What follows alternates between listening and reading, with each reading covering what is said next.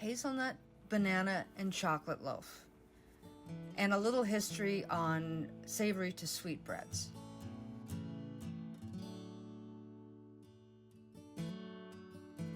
Banana loaf is a great basic in any kitchen.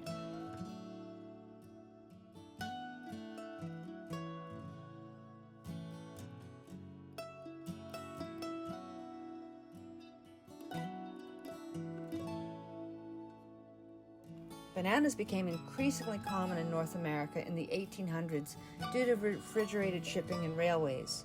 By the early 1900s, bananas were no longer an exotic luxury. We were using them in home cooking, and they were found in regular households. I have seen chocolate banana breads, coconut banana breads, espresso and walnut banana breads, and some of these I have recipes for too, and they will be coming. They truly are a North American staple in many kitchens, and I'm experimenting with this one, so I will have more versions of this in future as well, but this one worked out nicely. Now, a little bit of bread history.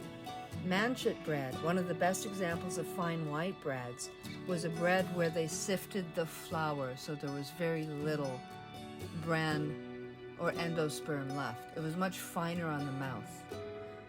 As things progressed, it became sweetened with honeys and enriched with butter and eggs, and this became the base of most of our sweetbreads today. Flavors of cinnamon and nutmeg as they moved throughout Europe became common. Now, I do make porridge bread, and this is a little different, but it will also carry some sweetness if required.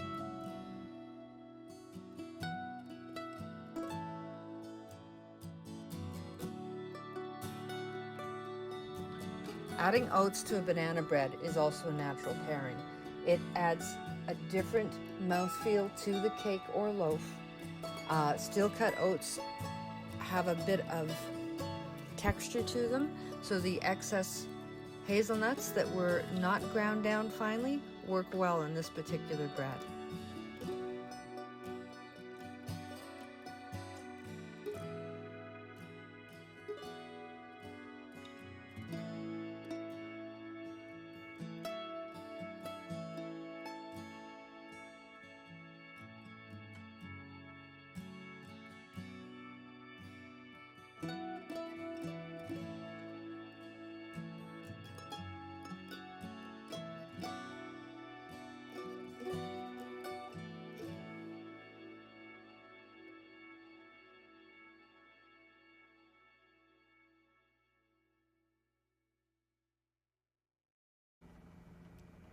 Preheat your oven to 350 degrees Fahrenheit or 180 degrees Celsius.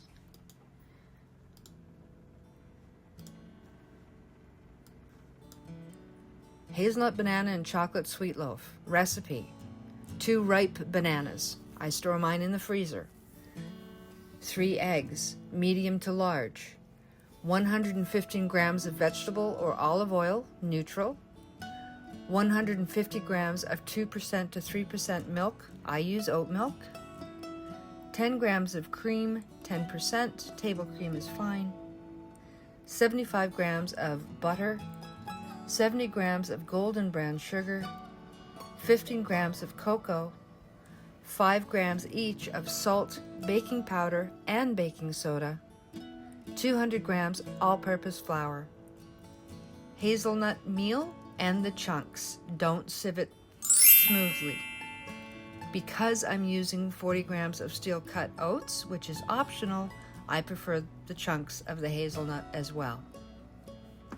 1 teaspoon of vanilla is also optional, and I've included a pinch of cinnamon and nutmeg. I am letting the bananas, the cocoa powder, and the hazelnuts do the heavy lifting on flavor here.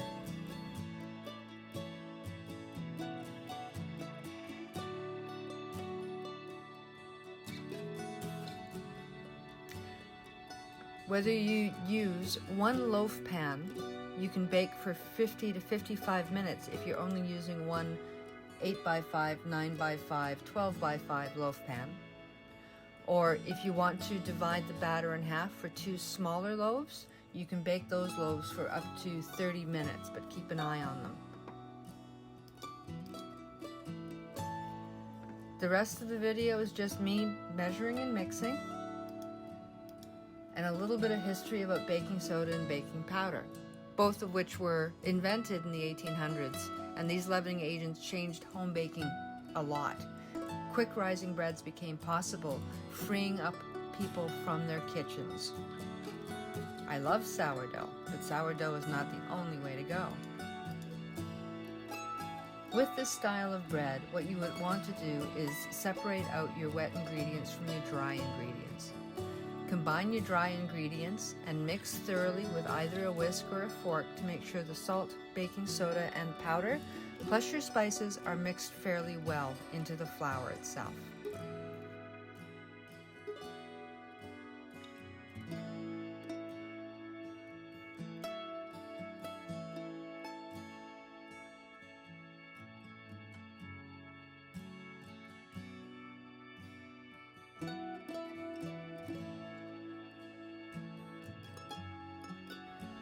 Add your oatmeal, eggs, butter, sugar, and any other wet ingredient into a different bowl and mix thoroughly.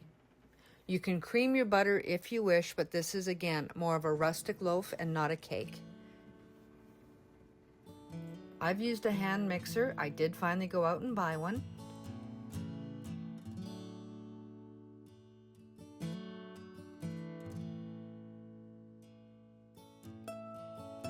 Sift your dry ingredients together to make sure there are no impurities, and especially with cocoa, which can clump.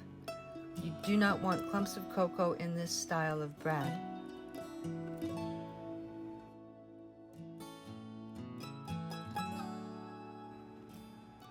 Once your ingredients are separately mixed, take your dry ingredients and gradually mix it into the wet ingredients.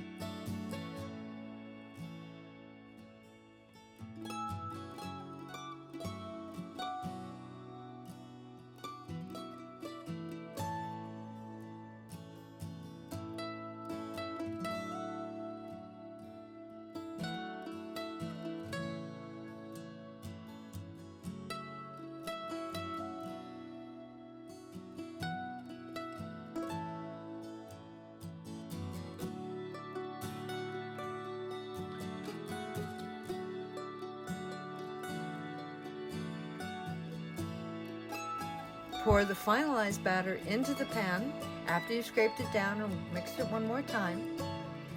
And again, depending on what you're doing, up to 50 minutes if you're doing 1 full-size loaf, or 2 small-size loaf, 30 minutes each. You can also separate these out and put them into muffin tins if that's your preference, and bake it for approximately 20 to 25 minutes in the muffin tins. This will give you approximately 12 decent-sized muffins, and you do not need muffin cups. You can simply use a little butter. This is a great staple recipe. The chocolate, hazelnut, and banana work very well together. And although this was a bit of an experiment for me, because I was using up ingredients that I had in my pantry, I think you'll find this as a recipe quite enjoyable. And the cake itself, the loaf, is very moist. Please enjoy. Like and subscribe.